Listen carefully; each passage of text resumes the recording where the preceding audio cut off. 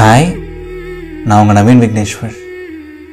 போன வாரம் இணை மாற்றும் காதலையில் எபிசோட் 11 கேட்டிங்க. என்னால் மறுபடியும் உன்னோட லைஃப்குள்ளே வர முடியுமான்னு கேட்ட வைஷ்ணவி கிட்ட தன்னோட மனசை கல்லாக்கிட்டு ஐஸ்வர்யாக்காக நோன்னு சொல்லிட்டாரு விக்ரம். வைஷ்ணவி வீட்டு விலகிட்டு ஒரு ஹோட்டல் ரூமுக்கு போகிறாரு. பட் அந்த ரூமுக்கு போனதுலேருந்து ஐஸ்வர்யாவை கான்டாக்டே பண்ண முடியல. விக்ரம் ஐஸ்வர்யாவை பயங்கரமாக மிஸ் பண்ண ஆரம்பிக்கிறாரு. நம்ம ஐஸ்வர்யாவை நேர்லேயே போய் பார்த்துருவோம் அப்படின்னு சொல்லிட்டு ஐஸ்வர்யாவோட வீட்டுக்கே போகிறாரு சென்னையில். பட் அந்த வீட்டுக்கு போய் பார்த்தா அந்த வீடு முன்னாடி ஒரு டூலெட் போர்டு போட்டிருக்கு. ஸோ ஐஸ்வர்யா எங்கே தான் போனாங்க? விக்ரமும் ஐஸ்வர்யாவும் இதுக்கு மேலேயும் சேர முடியுமா? இணை மாற்றும் காதலையோட லாஸ்ட் எபிசோட், அதாவது எபிசோட் 12 போகலாமா? Vikram, for one last time, நீங்கள் ரெடியா? 3, 2 and 1 ஆக்ஷன்.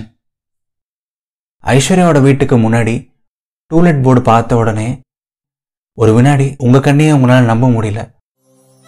உங்கள் கண்ணை மேலே ஒரு டைம் தேய்ச்சிட்டு பார்க்குறீங்க, ஒரு டைம் அந்த கதவெல்லாம் தட்டி பார்க்குறீங்க. ஒருவேளை ஐஸ்வர்யா வீட்டுக்குள்ளே தான் இருப்பாளோ, ஒருவேளை இதெல்லாம் வெறும் ப்ராங்க் தானோ? உங்களால் எதையுமே நம்ப முடியல. ஏதோ சினிமாவில் நடக்கிற மாதிரி இருக்குது உங்கள் லைஃப்பில் நடக்கிற விஷயங்கள் எல்லாம்.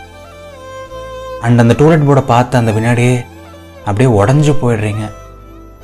உங்களையும் மீறி ஒரு சில விஷயங்கள் நடக்குது, உங்கள் கண்ட்ரோலையும் மீறி ஒரு சில விஷயங்கள் நடக்குது. அப்படியே அந்த கதவுக்கிட்டே கீழே உட்காந்துடுறீங்க தரையில். அப்படியே மனசு உடஞ்சி போய் உட்காடுறீங்க. என்னடா வாழ்க்கை இது? ஆல்ரெடி அவ்வளோ காதல் வழியில் இருந்தோம், காதலே வேணான்னு இருந்தோம், எதிர்பாராத விதமாக ஐஸ்வர்யாவை சந்தித்தோம்.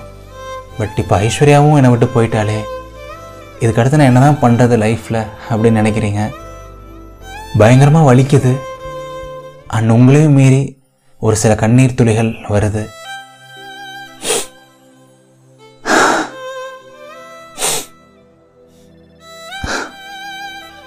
முடிஞ்ச அளவுக்கு உங்கள் எமோஷன்ஸை கண்ட்ரோல் பண்ண ட்ரை பண்ணுறீங்க. பட் ரொம்ப கஷ்டமாக இருக்குது. அப்படியே ஒரு 5 நிமிஷம் 10 நிமிஷம் அங்கேயே உட்காந்துருக்கீங்க அந்த வீட்டுக்கு முன்னாடியே. அண்ட் ஒரு 2 நிமிஷம் கழித்து திடீர்னு ஒரு அண்ணாவோட ஒரு வாய்ஸ் கேட்குது. ஏன்பா தம்பி, யார் நீங்கள் அப்படின்னு கேட்குறாங்க. பக்கத்து வீட்டிலேருந்து ஒரு அண்ணா வந்து கேட்குறாங்க. அண்ட் நீங்கள் உடனே உங்கள் கண்ணெல்லாம் தொடச்சிட்டு டக்குன்னு அவங்களுக்கு பேச்சு கொடுக்குறீங்க. ஒன்றும் இல்லைங்க, நான் ஐஸ்வர்யாவோட ஃப்ரெண்டு, ஐஸ்வர்யாவை பார்க்க வந்தேன். இங்கே தானே இருந்தாங்க, எங்கே போனாங்க திடீர்னு அப்படின்னு கேட்குறீங்க. உங்களுக்கு பேசவே கஷ்டமாக தான் இருக்குது. பட் கஷ்டப்பட்டு பேசுகிறீங்க. அண்ட் அவங்க பதில் சொல்கிறாங்க. ஓ ஐஸ்வர்யாவா? ஆமாப்பா, இங்கே தான் இருந்தா ஒரு 2-3 வருஷமா. ஆனால் என்னாச்சுன்னு தெரியல. போன வாரம் அவங்க அம்மா வந்தாங்க திடீர்னு. அன்றைக்கி வீட்டில் ஏதோ பெரிய பிரச்சனையாச்சு, பயங்கர சண்டையாக இருந்துச்சு. அண்ட் அடுத்த நாள் அவசர அவசரமாக வீட்டையே காலி பண்ணிட்டு போயிட்டாங்கப்பா. நான் கூட கேட்டேன் என்னாச்சுன்னு சொல்லிட்டு, எங்கிட்ட கூட எதுவும் சொல்லலை. எனக்கே தெரியலப்பா என்னாச்சுன்னு சொல்லிட்டு அப்படின்னு சொல்கிறாங்க அவங்க. அண்ட் அவங்க சொல்லும் போதே உங்களுக்கு லைட்டாக புரியுது என்ன நடந்திருக்கும் அப்படின்னு சொல்லிட்டு. அண்ட் நீங்கள் திரும்பி ஒரே ஒரு கேள்வி தான் கேட்குறீங்க. ஓ அப்படிங்களாண்ணா? அண்ணா, ஐஸ்வர்யா எங்கே போயிருப்பாங்கன்னு தெரியுமாண்ணா? வேறு ஏதாவது கான்டாக்ட் நம்பர் ஏதாவது இருக்காண்ணா அப்படின்னு கேட்குறீங்க. அண்ட் அவங்க பதில் சொல்கிறாங்க. எனக்கு தெரியலப்பா எங்கே போனாங்கன்னு சொல்லிட்டு, அவசர அவசரமாக கிளம்பிட்டாங்க. எங்கிட்ட ஐஸ்வர்யாவோட நம்பர் தான் இருக்குது, வேறு எந்த கான்டாக்ட் நம்பரும் இல்லையேப்பா அப்படின்னு சொல்கிறாங்க அவங்களும். அண்ட் உங்களுக்கு இதுக்கப்புறம் வேறு என்ன பண்ணுறதுன்னு கூட தெரியல. ஐஸ்வர்யாவை எப்படி பிடிக்கிறது, யார்கிட்ட கேட்குறது, ஐஸ்வர்யாவை எப்படி கான்டாக்ட் பண்ணுறது, நம்ம லைஃப் என்ன ஆகும், நம்ம லவ் என்ன ஆகும், எல்லாமே அவ்வளோதானா அப்படின்னு நினைக்கிறீங்க. அந்த அண்ணாக்கு ஒரு சின்ன நன்றி சொல்லிவிட்டு அங்கேருந்து கிளம்புறீங்க. அப்படியே ஒரு வலியோட கஷ்டப்பட்டு நடக்கிறீங்க. மெதுவாக நெஞ்செல்லாம் பாரமாக இருக்குது. உங்களுக்கு அடுத்து எங்கே போகிறதுன்னு கூட தெரியல. ஏதாவது ஒரு ஃப்ரெண்டுக்கிட்ட போகணும், யார்கிட்டையாவது கால் பண்ணி அழணும், யார்கிட்டையாவது எல்லாத்தையும் ஷேர் பண்ணணும் அப்படின்னு தோணுது. பட் இப்போ உங்களுக்கு சென்னையில் யாரையுமே தெரியாது. திடீர்னு ஒருத்தங்களுக்கு கால் பண்ணி ஐஸ்வர்யா பற்றி எல்லாத்தையும் சொன்னாலும் அவங்களுக்கு புரியுமான்னு தெரியல. உங்களுக்கு யார்கிட்ட சொல்லலாம், யார்கிட்ட போய் அழலாம், சென்னையில் நமக்கு யார் தான் ஃப்ரெண்டு இருக்காங்க அப்படின்னு நினைக்கிறீங்க. டக்குன்னு ஒரு ஐடியா வருது. சென்னையில் ஐஸ்வர்யாவை தாண்டி உங்களுக்கு வேற ஒரு ஃப்ரெண்டும் இருக்காங்க. அதுதான் ஐஸ்வர்யாவுக்கும் உங்களுக்கும் பிடிச்ச அந்த பஸ் ஸ்டாப். ஸோ அந்த இடத்துலேருந்து கிளம்பி அப்படியே மெதுவாக உங்களோட ஃபேவரட்டான பஸ் ஸ்டாப்புக்கு போகிறீங்க. ஒரு 1/2 அன் ஹவர் ஆகுது. மணி சாயங்காலம் ஒரு 6-6:30 போல் இருக்குது. அந்த பஸ் ஸ்டாப் பார்த்தா எப்பவும் போல் வெறிச்சோடி தான் இருக்குது. யாருமே இல்லை. அப்படியே அழகா அமைதியாக இருக்குது. அண்ட் ஆப்வியஸாக அதை பார்த்த உடனே ஐஸ்வர்யாவோட நினைவுகள் வருது. நீங்கள் அங்கே பேசின கான்வர்சேஷன்ஸ்லாம் உங்கள் காதில் ஒலிக்க ஆரம்பிக்குது. பட் அதையெல்லாம் பெருசு பண்ணாமல் நீங்கள் அப்படியே மெதுவாக போயிட்டு நீங்கள் ஒரு வாரம் முன்னாடி எங்கே உட்கார்ந்தீங்களோ அதே இடத்துல உட்கார்றீங்க. பட் இப்போ உங்கள் பக்கத்தில் பார்த்தா அந்த சேரில் ஐஸ்வர்யா இல்லை, உங்கள் லைஃப்லேயும் ஐஸ்வர்யா இல்லை. அண்ட் அங்கே உட்காந்துட்டு மறுபடியும் பழசெல்லாம் யோசிச்சு பார்க்க ஆரம்பிக்கிறீங்க. உங்களுக்கும் ஐஸ்வர்யாவுக்கும் இந்த நினைவுகள் எல்லாம் யோசிச்சு பார்க்குறீங்க. ஐஸ்வர்யாவை நீங்கள் முதல் தடவை சந்தித்தது, எதிர்பாராத விதமாக பஸ்ஸில் பேசினது, அந்த லாரியில் வந்தது, ஐஸ்வர்யா கூட ஒரே வீட்டில் தங்கினது, ஐஸ்வர்யா கூட ஸ்கூலுக்கு போனது, ஐஸ்வர்யாவை சர்ப்ரைஸ் பண்ணது, ஐஸ்வர்யாக்காக ஸ்டார் உருவாக்குனது, ஐஸ்வர்யா மேலே பைத்தியமாக லவ்வில் விழுந்தது, அப்படியே எல்லாமே கொஞ்சம் கொஞ்சமாக உங்கள் மைண்டுக்கு வருது. அப்படியே ஒரு 1 மணி நேரம் 1.5 மணி நேரம் அந்த பஸ் ஸ்டாப்லேயே உட்காந்துருக்கீங்க தனியாக. என்னென்னமோ யோசிக்கிறீங்க. அண்ட் மணி பார்த்தீங்க அப்படின்னா நைட் ஒரு 8-8:30 போல் ஆயிடுச்சு. ஒரு கொஞ்ச நேரம் அப்படியே அமைதியாக அந்த பஸ் ஸ்டாப்லேயே உட்காந்துருக்கீங்க. அண்ட் ஒரு 2-3 நிமிஷம் கழிச்சு உங்கள் பஸ் ஸ்டாப்புக்கு வெளியே ஒரு வெள்ளை கலர் பஸ் நிற்கிது. அண்ட் அந்த பஸ்ல இருந்து கண்டக்டர் உங்ககிட்ட பேசுகிறாங்க. என்னப்பா கோயம்புத்தூர் போகணுமா அப்படின்னு கேட்குறாங்க உங்ககிட்ட. பட் அவங்க பேசுறது உங்கள் காதலே விழலை. நீங்கள் பாட்டுக்கு அப்படியே அமைதியாக உட்காந்துருக்கீங்க அந்த பஸ் ஸ்டாப்பில். ஏன்பா ப்ளூ ஷர்ட் ஒன்றுதான்ப்பா, கோயம்புத்தூர் தானே போகணும் அப்படின்னு கேட்குறாங்க. அண்ட் நீங்களும் ஒரு ஃப்ளோவில் ஓகே நான் வரேன் அப்படின்னு சொல்லிடுறீங்க. அப்புறம் தான் ஒரு தடவை யோசிக்கிறீங்க, லூசு விக்ரம் இப்போ எதுக்கு ஆமான்னு சொன்னேன் அப்படின்னு தோணுது உங்களுக்கு. ஆனால் உங்களுக்கு இன்னொரு யோசனையும் வருது. வைஷ்ணவி மறக்க தான் கோயம்புத்தூர்லேருந்து சென்னை வந்தோம். சென்னை வந்து ஐஸ்வர்யா மேலே காதல் வந்துருச்சு. இப்போ ஐஸ்வர்யாவை மறக்கணும்னா மறுபடியும் சென்னையிலேருந்து கோயம்புத்தூர் போய் தான் ஆகணும். இது கடவுளே காமிக்கிற ஒரு வழி மாதிரி மறுபடியும் தோணுது. அண்ட் அப்படியே மெதுவாக நடந்து போயிட்டு அந்த வெள்ளை கலர் பஸ்ஸில் ஏறுறீங்க. பஸ் ஏறினோடனே பார்த்தா பஸ்ஸில் நிறையா சீட்டு காலியாக இருக்குது. பட் அத்தனை சீட்டு காலியாக இருந்தாலும் உங்களுக்கு ஒரு சீட்டு மட்டும் தான் கண்ணாக இருக்குது. அப்படியே வேகமாக பஸ்ஸோட லாஸ்ட் சீட்டுக்கு போகிறீங்க. லாஸ்ட் சீட்டில் விண்டோ சீட்டை மட்டும் காலியாக விட்டுட்டு அதுக்கு பக்கத்தில் உட்காடுறீங்க. நீங்கள் சென்னை வரும்போது ஐஸ்வர்யா கூட எப்படி உட்காந்து வந்தீங்களோ அதே மாதிரி உட்காடுறீங்க. ஐஸ்வர்யா மறுபடியும் இந்த பஸ்ஸில் வந்தால் நல்லா இருக்கும்ல, மறுபடியும் அந்த மாதிரி எல்லாமே மேஜிக்கலாக நடந்தால் நல்லா இருக்கும்ல அப்படின்னு நினைக்கிறீங்க. பட் பஸ் பாட்டுக்கு போயிட்டே இருக்கு. இப்போ உங்களை சிரிக்க வைக்க யாருமே வரல. அப்படியே அந்த பஸ் பாட்டுக்கு போகுது மெதுவாக. அண்ட் நல்ல நாள்லேயே உங்களுக்கு தூக்கம் வராது. என்னைக்கா தூக்கம் வர போகுது. என்ன எல்லா நாளும் நீங்கள் தூங்கணும்னு முயற்சி பண்ணுவீங்க. பட் இந்த நாள் முயற்சி கூட பண்ணலை. நீங்கள் பாட்டுக்கு அப்படியே உட்காந்துட்டே வரீங்க, எதையுமே யோசிக்காமல், எதை பற்றியுமே நினைக்காம. யோசிச்சதெல்லாம் போதும், ஃபீல் பண்ணதெல்லாம் போதும். மறுபடியும் ஆரம்பித்த இடத்துக்கே லைஃப் போகுது. இதுக்கு மேலே எனக்கு லைஃப்பில் எதுவுமே வேண்டாம். நான் பாட்டுக்கு மறுபடியும் எங்கள் வீட்டுக்கு போகிறேன், மறுபடியும் ஏதாவது வேலையில் போய் ஜாயின் பண்ணுறேன், என் லைஃப்பை பார்த்துக்கிறேன் அப்படின்னு நினைக்கிறீங்க. அண்ட் காலைல ஒரு 7-7:30 போல் அந்த பஸ் கோயம்புத்தூர் பஸ் ஸ்டாண்டுக்கு போயிடுது. அந்த பஸ்ல இருந்து இறங்கி உங்களோட வீட்டுக்கு வேற பஸ் மாறலாம் அப்படின்னு நடந்து போறீங்க. அண்ட் நடந்து போயிட்டு இருக்கும்போது உங்களுக்கு பக்கத்தில் இன்னொரு பஸ் போகுது. ஆனால் அந்த பஸ்ஸோட பேர் பார்த்தீங்க அப்படின்னா ஐஸ்வர்யா டிராவல்ஸ் அப்படின்னு போட்டிருக்கு.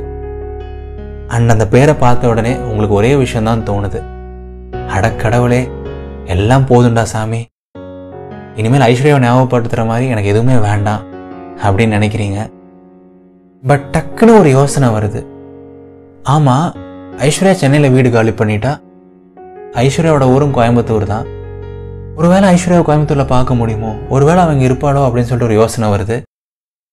அண்ட் உடனே உங்கள் மனசாட்சி பேசுது, டேய் விக்ரம் வேண்டாம், மறுபடியும் முதலேருந்து ஆரம்பிக்காத, ஆல்ரெடி அழுததெல்லாம் பத்தாதா அப்படின்னு உங்கள் மனசாட்சி கேட்குது. ஆமாம் பத்தாது, அப்படின்னு சொல்லிட்டு ஒரே ஒரு பதில் சொல்லிட்டு டக்குன்னு நீங்கள் ஃபோன் எடுத்து ஐஸ்வர்யாவோட ஸ்கூலுக்கு கால் பண்ணுறீங்க. ஐஸ்வர்யாவோட பெர்மனண்ட் அட்ரஸ் வாங்குறீங்க. அண்ட் நீங்கள் எதிர்பார்த்த மாதிரியே ஐஸ்வர்யாவோட பெர்மனண்ட் அட்ரஸ் கோயம்புத்தூரில் தான் இருக்குது. ஸோ அட்ரஸ் வாங்கினதுக்கப்புறம் உங்களுக்கு ஒன்று தான் தோணுது. ஒரே ஒரு தடவை ஐஸ்வர்யா வீட்டுக்கு போய் பார்ப்போம், ஒரு தடவை அவளை பார்த்துட்டா மனசுக்கு ஆறுதலாக இருக்கும் அப்படின்னு தோணுது உங்களுக்கு. அண்ட் அந்த பஸ் ஸ்டாண்ட்லேருந்து 2 பஸ் மாதிரி ஐஸ்வர்யாவோட வீடு இருக்க ஏரியாவுக்கு போகிறீங்க. அண்ட் அப்படியே அந்த அட்ரஸ் வச்சு ஐஸ்வர்யாவோட வீட்டுக்கு நடந்து போக ஆரம்பிக்கிறீங்க. அப்படியே ரொம்ப தூரம் நடக்கிறீங்க, நிறையா வீதிகள் தாண்டி நடக்கிறீங்க. அப்படியே ரொம்ப அவுட்டரில் ஒரு சின்ன வில்லேஜ் மாதிரி தான் இருக்குது அந்த ஏரியாவே. ஒரு 20 மினிட்ஸ் கிட்ட நடந்ததுக்கப்புறம் ஐஸ்வர்யாவோட வீடு இருக்க அந்த ஸ்ட்ரீட் வருது. ரொம்ப நேரம் ஆன மாதிரி இருக்குது உங்களுக்கு. அண்ட் கடைசியில் அந்த ஸ்ட்ரீட்டுக்கு வந்துட்டீங்க. உங்களுக்கு பெருசாக எமோஷன் ஃபீலிங்லாம் எதுவுமே இல்லை, எந்த எக்ஸைட்மெண்ட்டுமே இல்லாமல் அந்த ஸ்ட்ரீட்டில் போயிட்டு ஐஸ்வர்யாவோட டோர் நம்பர் தேடுறீங்க. 13A எங்கே இருக்குது, 13A எங்கே இருக்குது அப்படின்னு சொல்லிட்டு. அண்ட் ஒரு 4 வீடு தள்ளி ஐஸ்வர்யாவோட டோர் நம்பர் பார்க்குறீங்க. 13Aன்னு போட்டிருக்கு. பட் 13Aக்கு கரெக்டாக ஒரு அடி கீழே மறுபடியும் ஒரு பெரிய பூட்டு தொங்கிட்டு இருக்கு. இந்த வீடும் பூட்டி தான் இருக்குது. உங்களுக்கு ஒரு துளி கூட வலிக்கலை, ஒரு துளி கூட ஏமாற்றமா இல்லை. எப்பாவது வலி அனுபவிக்கிறவங்களுக்கு தான் இந்த வலியெல்லாம் இருக்கும், எப்பாவது ஏமாற்றம் அனுபவிக்கிறவங்களுக்கு தான் இந்த ஏமாற்றம்லாம் இருக்கும். உங்களுக்கு தான் வலி அனுபவிக்கிறதும் ஏமாற்றம் அனுபவிக்கிறதும் பிரேக்ஃபாஸ்ட் சாப்பிட்ற மாதிரி தானே. கேஷுவலாக ஒரு ஸ்மைல் பண்ணிவிட்டு உங்களுக்கு நீங்களே நினச்சிக்கிறீங்க, அவ்வளோதான், இனி எல்லாம் முடிஞ்சிருச்சு, இதுக்கு மேலே நம்ம கையில் எதுவுமே கிடையாது, இனி ஐஸ்வர்யாவை நம்ம லைஃப்பில் பார்க்கவே முடியாது. அண்ட் இந்த காதல் ஐஸ்வர்யா கிட்ட சொல்லாமே முடிஞ்சிரும் போல அப்படின்னு நினைக்கிறீங்க. கடவுளாக பார்த்து ஏதாவது மேஜிக் பண்ணி யூனிவர்ஸாக பார்த்து ஏதாவது நல்லது பண்ணால் இனிமேல் ஐஸ்வர்யாவை பார்க்க முடியும், ஏதாவது மிராக்கிள் நடந்தால் தான் உண்டு அப்படின்னு நினச்சிட்டு அப்படியே அதே ரோட்டில் திரும்பி நடக்க ஆரம்பிக்கிறீங்க. ஒரு 20 செகண்ட் 30 செகண்ட் நடந்து போகிறீங்க.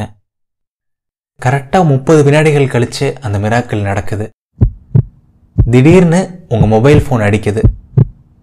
யாராக இருக்கும் இந்நேரத்தில் அப்படின்னு சொல்லிட்டு அந்த ஃபோன் எடுத்து பார்க்குறீங்க. ஒரு அன்னோன் நம்பர்லேருந்து கால் வருது. யாராக இருக்கும் அப்படின்னு யோசிச்சுட்டு டக்குன்னு அந்த ஃபோன் அட்டன் பண்ணுறீங்க. அந்த ஃபோனை அட்டன் பண்ண உடனே ஒரு வாய்ஸ் கேட்குது.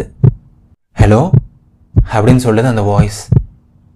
அந்த வாய்ஸ் உங்களுக்கு ரொம்ப ஃபெமிலியராக இருக்குது, அடிக்கடி கேட்ட ஒரு வாய்ஸாக இருக்குது, உங்களுக்கு ரொம்ப பிடிச்ச ஒரு வாய்ஸாக இருக்குது. யாரோட வாய்ஸாக இருக்கும் இது அப்படின்னு சொல்லிட்டு ஒரு சின்ன ஆர்வம். அண்ட் மறுபடியும் அந்த வாய்ஸ் பேசுது. ஹலோ ஹலோ விக்ரம் அப்படின்னு சொல்லுது அந்த வாய்ஸ். அண்ட் அந்த வாய்ஸை கேட்ட உடனே உங்கள் முகத்தில் ஒரு 1000 வாட்ஸ் பல்பே எரியுது. சோர்ந்து போன உங்கள் கன்னத்தில் ஒரு சின்ன சிரிப்பு வருது. அந்த வாய்ஸ் வேறு யாருமே கிடையாது, நீங்கள் ஏங்கி ஏங்கி லவ் பண்ணுற ஐஸ்வர்யாவோட வாய்ஸ் தான். அண்ட் நீங்கள் பதில் சொல்கிறீங்க. ஹே லூஸ் ஐஸ்வர்யா, எங்கே போன அப்படின்னு சொல்கிறீங்க. ஒரு கோபம், ஒரு சந்தோஷம், ஒரு வலி, ஒரு வேதனை, ஒரு காதல் எல்லாமே இருக்குது உங்களோட ஸ்லாங்கில். ஹே லூசு விக்ரம், நீ எங்கே போன அப்படின்னு கேட்குறாங்க ஐஸ்வர்யா. நான் எங்கே லூசு போனேன், நான் சென்னையிலேயே தான் இருந்தேன், நீ தான் திடீர்னு வீட்டை பூட்டிட்டு போயிட்ட, கால் பண்ணாலும் சுவிட்ச் ஆஃப்னு இருந்துச்சு, எனக்கு என்ன பண்ணுறதுனே தெரியல, பைத்தியம் பிடிக்கிற மாதிரி ஆயிடுச்சு தெரியுமா, லூசு லூசு லூசு, இப்போ மட்டும் நீ நேரில் இருந்த அப்படியே அரைஞ்சிருப்பேன் உன்னை அப்படின்னு சொல்கிறீங்க. நீங்கள் அப்படியே பயங்கர கோபம் வருது உங்களுக்கு. அண்ட் ஐஸ்வர்யா பதில் சொல்கிறாங்க. ஹே சாரி விக்ரம், அன்றைக்கி அம்மா வீட்டுக்கு வந்தாங்கல்ல, நீ இங்கே இருந்தது தெரிஞ்சிருச்சு, பெரிய பிரச்சனையாயிடுச்சு, அடுத்த நாளே வீட்டை காலி பண்ணிவிட்டு ஊருக்கு கூப்பிட்டு வந்துட்டாங்க, ஒரு வாரம் ஃபோனே யூஸ் பண்ண விடலை, என்னால் ஒன்றுமே பண்ண முடியல விக்ரம், சாரி விக்ரம் ரொம்ப ஃபீல் பண்ணி சொல்கிறாங்க ஐஸ்வர்யா. அண்ட் நீங்கள் பதில் சொல்கிறீங்க. ஹே பரவாயில்ல ஐஸ்வர்யா, நீ மட்டும் என்ன பண்ணுவ, அட்லீஸ்ட் உங்க கூட இப்போ பேசிட்டேனே, எனக்கு அதுவே சந்தோஷமாக இருக்குது அப்படின்னு சொல்கிறீங்க. உங்கள் மனசுக்கு பயங்கர ஆறுதலாக இருக்குது. ஆமாம், நீ எங்கே இருக்க எப்போ அப்படின்னு கேட்குறாங்க ஐஸ்வர்யா. நானா உன்னை தேடி தான் உங்கள் வீட்டுக்கு வந்தேன் கோயம்புத்தூருக்கு அப்படின்னு சொல்கிறீங்க. அப்படியே ஒரு ஃப்ளோவில் உளறிடுறீங்க. அண்ட் ஐஸ்வர்யா பதில் சொல்கிறாங்க. டே லூஸு, நான் நேற்று வரைக்கும் எங்கள் வீட்டில் தான் இருந்தேன், நான் உன்னை தேடி இன்னைக்கு உன் ஹோட்டல் ரூமுக்கே வந்துட்டேன் விக்ரம் அப்படின்னு சொல்கிறாங்க ஐஸ்வர்யா. அண்ட் அதை கேட்டு உங்களுக்கு செம்ம சர்ப்ரைஸ், செம்ம ஷாக் அண்ட் செம்ம சந்தோஷம். உங்களை தேடி ஐஸ்வர்யா சென்னை வரைக்கும் போயிட்டாங்க, அந்த ஹோட்டல் ரூமுக்கே போயிட்டாங்க அப்படின்னு சொல்லிட்டு. ஆமாம், நீ எதுக்கு என்னை தேடி சென்னை வரைக்கும் போன அப்படின்னு நீங்கள் கேட்குறீங்க ஒரு ஃப்ளோவில். அண்ட் ஐஸ்வர்யா பதில் சொல்கிறாங்க, நீ எதுக்கு என்னை தேடி கோயம்புத்தூர் வரைக்கும் போனையோ அதுக்காக தான் அப்படின்னு சொல்கிறாங்க. அண்ட் நீங்கள் பதில் சொல்கிறீங்க, ஓ நான் உன்னை தேடி வந்தேன்லாம் யார் சொன்னா, நான் சும்மா ஜாலிக்கு வந்தேன், போடி லூஸு அப்படின்னு சொல்கிறீங்க. ஓ ஜாலிக்கு தானே வந்தேன், அப்படின்னா ஃபோனை கட் பண்ணிவிடு போடா அப்படின்னு சொல்கிறாங்க ஐஸ்வர்யா. ஹே இல்லை இல்லை இல்லை இல்லை, உன்னை தேடி தான் வந்தேன், உன்னை தேடி தான் வந்தேன், நான் சரண்டர் ஆயிடுறேன் போதுமா அப்படின்னு சொல்கிறீங்க.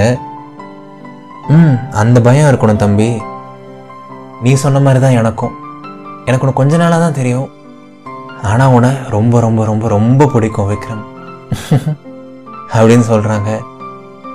அண்ட் அதை கேட்டோடனே உங்களுக்கு இன்னும் ஸ்மைல் தான் அதிகமாகுது. நீங்கள் பதில் சொல்கிறீங்க, சரி பிடிக்கும் பிடிக்கும்னு சொல்லிகிட்டே இருந்தா எப்படி, அந்த 3 வார்த்தையை சொல்லு, அப்போ தானே நம்ம அஃபிஷியலாக ஆக முடியும் அப்படின்னு சொல்கிறீங்க. அப்படியே நாசுக்காக சொல்ல வரீங்க. அண்ட் ஐஸ்வர்யா பதில் சொல்கிறாங்க, ஆஹா நான் எதுக்கு ஃபஸ்ட்டு சொல்லணும், நீ சொல்ல அப்படின்னு உங்ககிட்ட சொல்கிறாங்க. அண்ட் நீங்கள் பதில் சொல்கிறீங்க, ஹே லூஸு, எனக்கு ஒரு ஐடியா வந்துருச்சு. ஜென்ரலாக ஒரு பையன் ஃபஸ்ட்டு லவ்வை சொல்லுவான், இல்லை ஒரு பொண்ணு ஃபஸ்ட்டு லவ்வை சொல்லும். ஃபர்ஸ்ட் டைம் ஹிஸ்ட்ரியிலேயே 2 பேரும் அட் அ டைம் ஒன்றா சொல்லுவோமா, செமையாக இருக்கும்ல அப்படின்னு நீங்கள் சொல்கிறீங்க. ஓ எஸ், தாராளமாக விக்ரம், ஒன்றா சொல்லலாமே அப்படின்னு சொல்கிறாங்க Aishwarya. 3, 2 and 1 I love you, I love you அப்படின்னு சொல்லிட்டு 2 பேருமே கோரஸாக அட் அ டைமில் ஹஸ்கி வாய்ஸில் ஐ லவ் யூ சொல்கிறீங்க. கடைசியாக ஒரு வழியாக உங்கள் லைஃப்பில் ஒரு பெரிய நல்லது நடந்துருச்சு. எல்லா கஷ்டத்துக்கு அப்புறமும், எல்லா தடங்களுக்கு அப்புறமும், எல்லா வழிக்கு அப்புறமும் ஒரு ஒளி பிறந்துருச்சு, ஒரு நல்லது நடந்துருச்சு. ஸோ எஸ் டியர் மக்களே, விக்ரமும் ஐஸ்வர்யாவும் அவ்வளோ திருப்பங்களுக்கு பிறகு, அவ்வளோ ட்விஸ்ட்டுக்கு பிறகு ஒரு வழியாக சேர்ந்துட்டாங்க. அண்ட் இந்த அழகான கதையும் ஒரு வழியாக முடிவுக்கு வந்துருச்சு. நீங்கள் எல்லோரும் ரொம்ப என்ஜாய் பண்ணியிருப்பீங்கன்னு நினைக்கிறேன் இந்த 12 எபிசோடையும். இந்த கதைக்கு நீங்கள் கொடுத்த அன்பு, ஆதரவு, சப்போர்ட் எல்லாத்துக்குமே ரொம்ப ரொம்ப நன்றிங்க. இந்த கதைக்காக நிறைய எஃபர்ட்ஸ் போட்டேன். அண்ட் இந்த கதை நல்லபடியாக முடிஞ்சிருக்குங்கும் போது ரொம்ப சந்தோஷமாக இருக்குது. இதயத்தின் குரலோட அடுத்த கதையும் ரொம்ப சீக்கிரமே வந்துடும். அண்ட் இந்த அழகான பயணம் தொடர்ந்துகிட்டே தான் இருக்கும். இது நவீன் விக்னேஸ்வரின் இதயத்தின் குரல். நீங்கள் இன்னும் இதயத்தின் குரலை இன்ஸ்டாகிராமில் ஃபாலோ பண்ணல அப்படின்னா மறக்காமல் ஃபாலோ பண்ணுங்கள். இதயத்தின் குரலோட இன்ஸ்டாகிராம் ஐடி இதயத்தின் .குரல். நன்றிகள் 1000.